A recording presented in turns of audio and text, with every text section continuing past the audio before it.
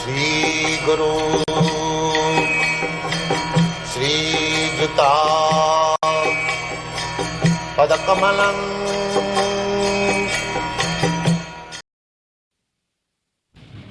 Now, last day we discussed on the last verse of the third chapter of Bhagavad Gita. Now today we shall begin the fourth chapter. Evam buddhi parang buddhya samsubhyatmana atmana jahi satru mahabaho kamarupam durasadam. We have discussed this point that our material bondage is due to hankering and lust for dominating over the resources of man. We are, in a sense, we are pure soul, but circumstantially we are now fallen in this material bondage, and therefore we are undergoing threefold miseries of material existence. And the whole Bhagavad Gita scheme is how to get out of this material entanglement and be situated in your real spiritual life of bliss, knowledge and eternal life. That is the whole scheme of Bhagavad Gita. Now in the first chapter, I am just making a summary of the three chapters which we have already finished. Now today we are going to begin the fourth chapter. In the first chapter, the situation is created just like we are ordinarily entangled in family affairs. Jasyatma buddhi kunapeti dhatu.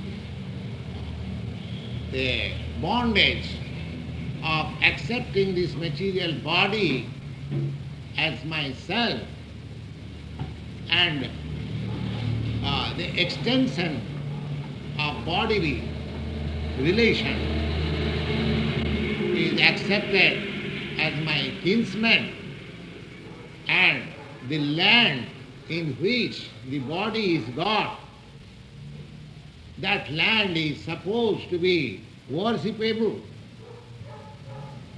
These are analytical study of our material existence.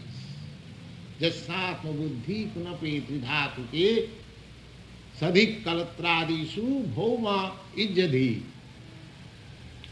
Bhoma ijjadhi. We are taken up the land as worshipable, the land of birth, which is, I mean to say, extended in the form of nationalism. This is a material bondage. Jasyatma buddhi kunape, the Bhagavad gives us direction that a person who has accepted this material body, which is composed of three elements. Three elements means earth, water and fire, which is in Ayurvedic language it is called kapha, pitta, vayu. Now, one who has accepted this material body as his self, and one who has accepted the extension of this material body. Extension of this material body means the byproduct, the children and the wife with whom we have got this connection with this material body, and the relatives. You go on extending in that way. So, jasatu buddhi kunapeti dhatuke sadhik kalatradisu bhoma ijjadhi. Bhoma means the land. Ijjadhi. Ijjadhi means worshipper. Jasatu buddhi kunapeti dhatuke sadhik kalatradisu bhoma ijjadhi jattitha buddhi salile. Of course, in your country, there is no holy land of pilgrimage. In India, there are many holy lands of pilgrimage, just like Prayag, Vrindavan, Gaya. You have also got in the water of Jordan. Christian people, they go and they take their bath. Similarly, in India, the river Ganges and the Jamuna, Godavari, Kaveri, there are many rivers. So, Dachittha Buddhi Salile. Now, somebody goes to holy land and takes bath only and comes back. Dachittha Salile. Salile means water. One who has accepted the holy land of pilgrimage, the water. Jattitthavaddi salile natad janesu avigyesu. But they have no interest with persons who are actually experienced in spiritual consciousness of life. In the Holy Land, especially in India, you will find there are many sages and saints. They are living there and culturing spiritual knowledge. And one should go there. If they are at all interested to go to Holy Land, they should find out such men where they are sitting, what they are doing, and take advantage of them.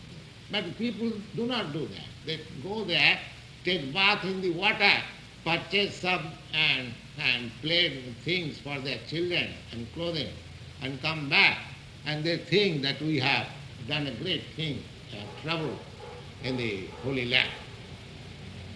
The Bhagavad says that these men who have accepted this material body as self and the byproducts of this body as his own kinsmen and the water in the Holy Land as the end of pilgrimage, but do not take concern with men of experience. So they are described, Saiva Gokhara, Gokhara. Such persons are designated as Gokhara. Go means cow and Khara means ass. So such people have been described as Gokhara. That means without any intelligence. Without any intelligence. So, the such position, I am to say Arjuna, manifested. He manifested himself as one of us. Otherwise, there was no possibility of speaking Bhagavad Gita. Although Arjuna, you can take your seat. Come here. Come here. So Arjuna, although he is a personal devotee of Krishna, a personal friend of Krishna, he is just like we are trying to have Krishna consciousness just to make our life perfect.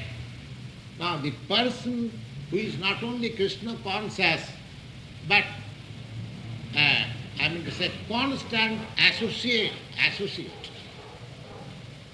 But such a person, Arjuna, he was in bewilderment whether I shall fight with my kinsmen, my brothers and my nephews, my brother-in-laws, my father-in-law, my grandfather, my other friends, so many all, because it was a family war. So he was afraid that I shall not fight. I shall not fight. It is quite natural. Suppose if you are called for fighting with your enemies, you are ready. But if somebody says that you fight with your sons and daughters and wife and your friends, oh, he will hesitate. And that is quite natural. So Arjuna was placed in such a position that I have to fight with my relatives. So he was perplexed. He was perplexed, and there was some argument we have already discussed. And Krishna said that when the question of fighting is there, it doesn't matter who are they in the opposite party. You are a Kshatriya, you are a fighting man. It is your duty to fight. You should not hesitate. But Arjuna could not be satisfied with such arguments. And Arjuna could not be satisfied with such argument. He declined to fight, and then he surrendered to Krishna. Surrendered to Krishna. Krishna, we are now talking as friends. Now I am serious about learning from you, because Arjuna knew it perfectly well that Krishna is the Supreme Personality of God. So whatever instruction I will have from Krishna, that will be perfect. That will be perfect. We have several times discussed in this meeting that an ordinary being, just like we are subjected to 4 principles of imperfectness. But a incarnation of God or a real representative of God, they are above these 4 principles of imperfectness. That is the way of why we are giving so much stress on the Bhagavad Gita. There are many books available in the market, full of good instruction, knowledge. But why we are giving so much stress on the Bhagavad Gita? Because it is spoken by a personality who is above all imperfection. What are these imperfections? The imperfections are that a conditioned soul, just like we are sure to commit mistake. There is nobody in the world in this conditional state who can boldly say that I have never committed any mistake in my life. Is there anybody? No. We have committed so many mistakes. Even a perfect, I shall speak of our country, Mahatma Gandhi. He was supposed to be a very great, perfect leader of the country. He also committed mistakes, so many. And what to speak of us? What to speak of us? So, a conditioned soul is sure to commit mistake. That is one imperfection. And the next imperfection is to accept something in place of something. Just like we are accepting this body as myself, which I am not. Under this illusion, everyone is under this illusion. Nobody accepted. Jasatu buddhi kunapiti dhatuti. When you ask me, Swamiji, what you are, well, I'll say I am Indian. What sort of Indian I am? Because this body is Indian, made in India, got in India. But I am not this body. I am not this body. So this is illusion. So second imperfection. First imperfection, that we must commit mistake. The second imperfection is accepting something which is not real. This is called illusion. The example of illusion is given generally, just like in darkness, if you find some curling rope, you are afraid, oh, here is a snake. Actually, that is not a snake. That means accepting the curling rope as a snake. This is the example of illusion. The third imperfection is that cheating. Everyone thinks himself very clever and he can cheat others.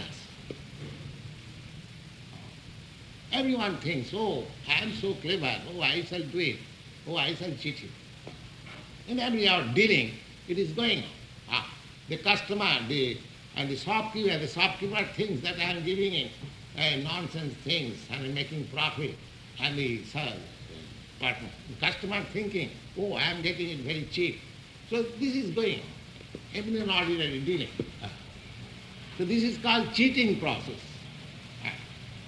Now even in animal you will find that they are searching after some food and it is thinking, oh, I am cheating my master, I am cheating this food. That means in the conditional life, this cheating propensity is there. And the fourth imperfection is that our senses are blunt. We acquire knowledge by our senses. Just like we acquire knowledge by seeing. Everyone, we say, can you show me God? Oh. Yeah. But the answer is, can you see God? How you can see God? You have no eyes to see God. Even I show you God, you cannot see. Our senses are so imperfect. Just like, take for example the eyes. The eyes, it is seeing under certain conditions. As soon as you put up this light, you cannot see. So what is the use of having these eyes? So therefore, we have got our imperfect senses, we have got cheating propensity, we are prone to commit mistake, and we accept illusory things. These four principles of imperfect is in the conditioned soul. But who is liberated soul, or who is God, they are not under these conditions. Therefore Krishna is considered to be the highest perfectional personality, and Arjuna selected him as the spiritual master. Shishasteham sadimam prapannam. My dear Krishna, we are talking on the platform of friendship. That will not make a solution, because friendly talk, sometimes they are not taken serious, friendly talk. But when there is talk between the spiritual master and disciple, there is some discipline and there is some gravity. So Arjuna created that gravity and discipline. He accepted Krishna as the spiritual master. And as soon as Arjuna accepted Krishna as the spiritual master, so as master, he at once chastised him in these words: Asatyan anusotastam pragyavadang subhasase. Gatasu, Agatasunsa, Nanusu, Uchanti Pandita. My dear Arjuna, you are posing yourself as a very great learned man. But I see that you are fool number one. You are fool number one. Why? Because you are lamenting for things which are not to be lamented. This was the first answer of Krishna. So, a person like Arjuna, he was not an ordinary person. He still, in the eyes of the perfect personality, he happened to be a fool. So this material knowledge, if anyone is very proud of his material knowledge, just like Sanatana Goswami, a great devotee of Lord Chaitanya, when he approached Lord Chaitanya, he just inquired from him, "My dear sir, people address me that I am a very great learned man, but I am such a learned man that I do not know where from I have come and where I have to go. I am such a learned man. That means I am fool number one. I have come to this world and I am staying here, say, for 50 years or 80 years or at most 100 years. Then after finishing this period of my life, where I am going? These two things I do not know. I do not know where from I have come and where I have to go. Then what sort of learned man I am? Although I am posing myself a very learned man, I do not know my past, I do not know my future. And I am concerned with this present situation of disaster. So therefore, Krishna advised Arjuna that avinashita tad vidhi jena sarvam idam tatam. Arjuna, my dear Arjuna, you have so long, you have spoken, you have argued with me in so many ways, but such argument is not to be entertained in learned circle. Now just try to be a learned man. And what is that? Now, avinashita tad vidhi jena sarvam idam tatam. You just try to understand in your body there is something which is spread all over body, all over your body, and that is eternal. And what is that thing which is spread all over your body? That is your consciousness. Your consciousness, just like this electric bulb is here and the light of the electric bulb is diffused all over the, room, we can see. Similarly, the spirit soul is within your heart. It is situated there, but it is so powerful that its light is spread all over this body, so that wherever you pinch, you feel by consciousness, oh, I am feeling some pain. That consciousness. And as soon as that consciousness is gone from this body, if your head is cut off or your leg is cut off by chopped off, you don't feel anything. So this instruction was first given to Arjuna. That Arjuna, you are arguing with me just like a very learned scholar, but you are fool number one, and you just try to understand this. First of all, that thing which is spread all over. Avinasit tad vidhi jena sarvamidam tatam. Jena sarvamidam. Sarvamidam means the whole body, idam. But your consciousness is not spread in others' body.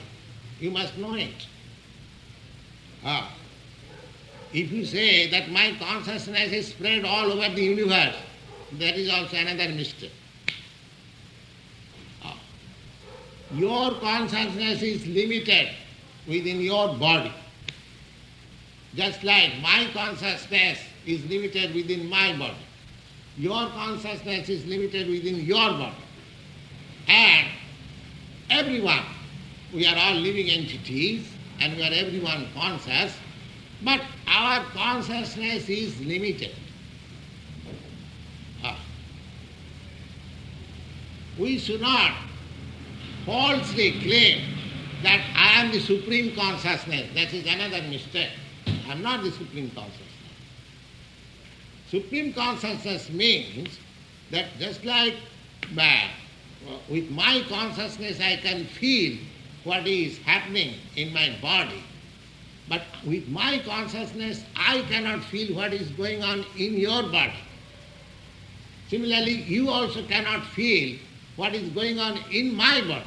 But the supreme consciousness is that which can know what is going on in your body, which is going on in my body, which is going on universally, everyone's body, he knows.